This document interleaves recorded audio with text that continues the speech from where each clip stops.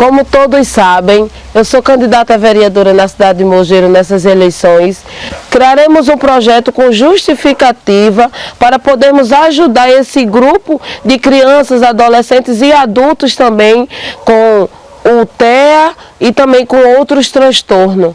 Verônica, como é que você percebeu que Davi era uma criança que tinha o transtorno do espectro autista? Na verdade, no período da pandemia, paralisou as aulas em 2020, né?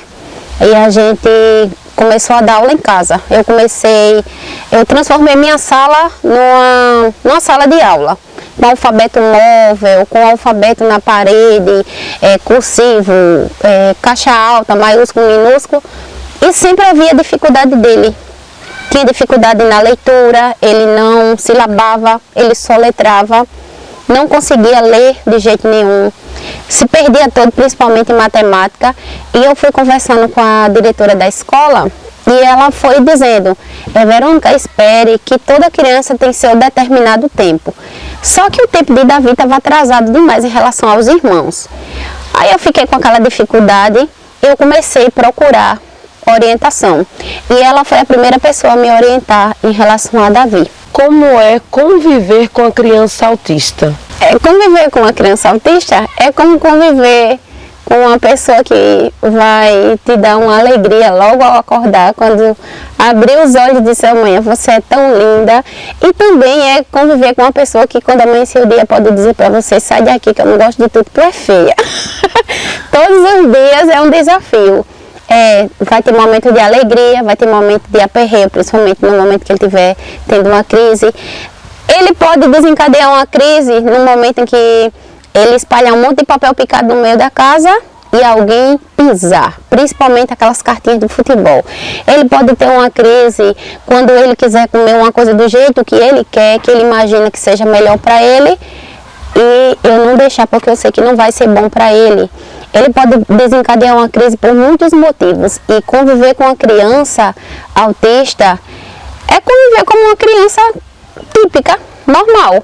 Só que assim, vai ter momentos que você vai ter suas dificuldades, e principalmente nos momentos em que você precisar sair e você saber que você está sozinho no mundo, que você é você, seu filho e seu marido, porque as pessoas de fato viram as costas. É conviver com a dificuldade de saber que um dia você vai abrir a porta, vai olhar, você não vai ter ninguém na rua para lhe ajudar. A família vira as costas, todo mundo quer. Mas na hora da sua dificuldade, ninguém te apoia. Você não poder trabalhar, você não poder sair. Aí vem aquela história que diz: família é quem mais apoia. Realmente, família é aquelas pessoas que estão dentro de casa com você. O pai, a mãe e os irmãos dele e eu. Porque as famílias de fora, eles não querem ficar com ele. Muitas vezes eu tento sair, fazer alguma coisa. Aí tem um que diz assim: não vou ficar com ele não, porque ele atenta. Então assim, para mãe de autista é um fardo pesado, não a criança, mas sim a família. E qual é o acompanhamento que o município oferece hoje para essas crianças? Na verdade, para o meu filho, eu não tive dificuldade e tive. No princípio, quando eu fui encaminhada, orientada pela escola, e depois fui no PSF, pedi um encaminhamento. Quando eu cheguei no primeiro psicólogo, ele olhou para o meu filho e disse: vá e só volta aqui com o laudo do neuro. Aí eu, desesperada, consegui o dinheiro e fui para o neuro. Só que quando chega lá, o neuro diz: seu filho não tem nada. Aí assim, para uma mãe que vê o filho com toda dificuldade de aprendizado, de socialização, porque Davi não brincava na rua com ninguém, porque 2 minutos de brincadeira era briga. Eu mato, eu esfolo, eu faço isso. E era muito difícil para mim como mãe ver que ele estava sendo excluído da sociedade, das brincadeiras das crianças. Aí eu fiquei desesperada, voltei no PSF, pedi outro encaminhamento para o psicólogo, mas só que eu pedi que, pelo amor de Deus, não encaminhasse para aquele psicólogo que tinha atendido. Aí quando colocaram, foi uma psicóloga que assim está sendo um amor na vida de Davi.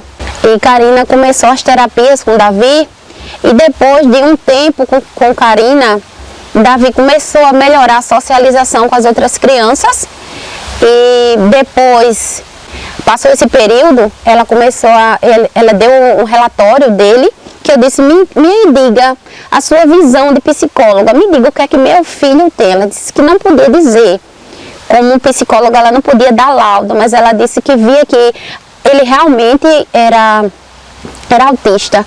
Então eu pedi que ela me encaminhasse para algum médico específico e ela me encaminhou para o psiquiatra do município, que também tem psiquiatra.